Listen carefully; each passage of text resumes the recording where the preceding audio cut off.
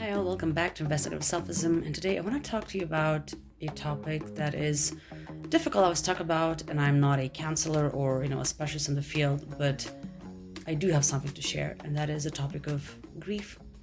So I was thinking about it for some weeks, and then I had this very nice, I want to say a conversation, it's like an exchange of messages, but an old friend, and she was telling me that it's really tough, right? Because of Palestine, what's happening in Palestine, what's happening in Gaza, it's been really tough, a lot of process, from what's happening, the loss of humanity in certain groups of people, silence of friends, maybe losing friends, right? So there's there's a whole bundle of things. And I was saying that, yeah, it has been tough in general. And even this past week has been even somehow, tougher because we had more massacres happening in Gaza, people seeking aid, literally aid convoy. Israeli forces, shooting and killing people. I don't want to go into details because they're very gruesome, but just a lot has been happening. And I wanted to record this video telling you what I told my friend, really, because it is something I've been using. And that is this. So I've been sick for some weeks. And for me, one of the most important things for my mental health, I know that, yes, research shows that do this if it's available to you for your mental health and your brain health, movement, right? Stress lives in the body. So you cannot just think yourself out of stress. You have to release it via movement. It can be movement. It can be doing something creative. Community, talking to friends. And especially when we talk about movements and political struggles, we know that community is essential. So I'm not telling you to just self-care yourselves out of a genocide. No. This is an extra, right? Something else we can do. Anyway, so these things. And then because I couldn't engage in too much on exercise, I remember that there's another tool that's available to release that stress and to self-soothe, and that is crying. And, it sounds very simple, but that is, right? This is how we calm our organisms. And one thing that I did, it might sound kind of weird, but I very consciously, I created a time and space for myself to sit down and say, hey, how are you feeling? Are you feeling okay? And I knew what the answer would be. So I just sat down on this couch. I actually even one evening, I just put some nice music on and I just released it. I was just weeping. I was alone. I'm yes, just let everything out. And, I did. There's lots of, lots of everything, it came out, and lots of nose blowing as well. Healthy. Anyways, and after that, I did feel better. I felt way calmer. I think one of the evenings I could sleep a bit better, that night. So I was oh, this is, clearly I needed that, because we know that once again, from a neuro, scientific perspective, yes, it helps. So I'm not just saying, allow yourselves to cry, because yes, you should, but also what I was thinking, and I think two things for me. One is that one thing became very clear, even though I knew it on an intellectual level, I've read about it and be this is really cool, this concept. But I had never felt it in my life. So I'm very privileged. I am very privileged, but in this respect as well, that saying, that beautiful saying that, when you're in pain, you're suffering, it's not just your pain. It's it's the pain. And then this is yours, but it's everyone's pain. When you're grieving, it's not just your grief, it's everyone's grief. And it's just your dose of the same thing that other people are feeling. And now, obviously, it is a time of that literally collective grief.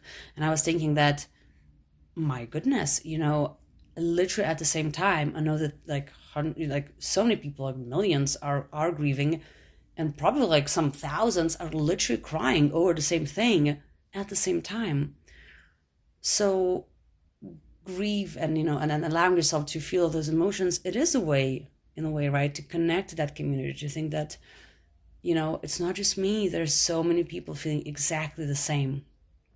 So for me, it was another way, talking about community and connect to people. It's a weird way, right, but it is a way to connect, another format of connection. So I was thinking that as one thing. And the second thing, I also more fully realized, because I would talk about it, and I also like the concept that there's some gates that we're keeping, and we can talk about vulnerability or leading, authentic lives, however we want to call it, that concept.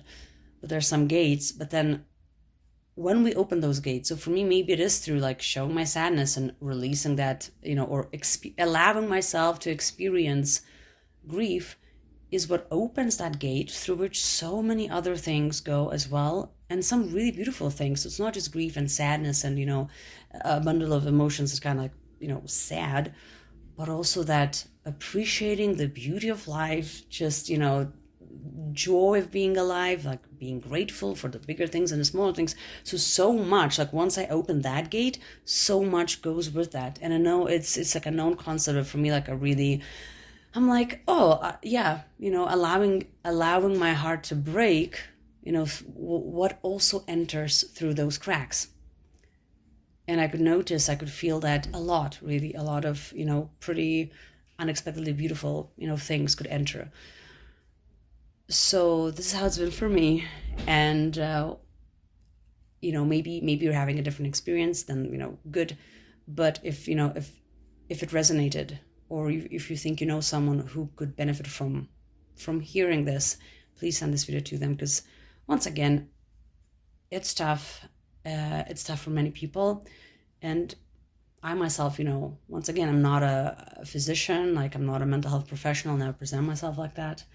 But I'm thinking, okay, what do we know? Like, what are the tools? What are the frameworks? Like now, when it's probably the test.